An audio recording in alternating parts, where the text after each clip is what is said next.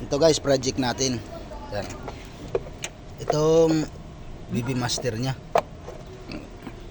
Palit tayo dyan kay Lancer 99 model. Kasi ito, magpalit tayo ng stud kay naputol nila itong mga stud. Ito ang stud yan, putol. Ito, palitan natin to. Yan o, isang set na. Kasi ito mga lost thread na rin siya, hindi na rin pwede sa ibalik. Kapala ito, nakuha nila to mali. Oh, itong diferensya nila yung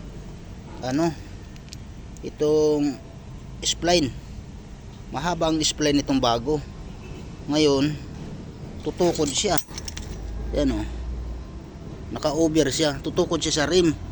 Pag ginigpitan ngayon, papalitan natin to ng papalitan natin sa kanilang ganito lang.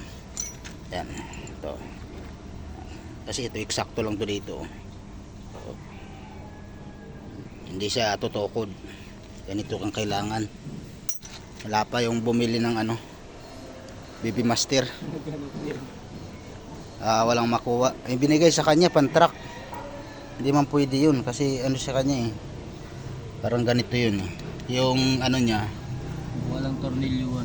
Lagayan ng fluid naka sama na dun sa sa BB Master. Yan, sa master niya nakasama na. Yung binigay pan-truck, yung may nakahiwalay yung lagayan ng fluid, hindi obra yun. Kailangan yung ganun rin ang makuha. Ito siya.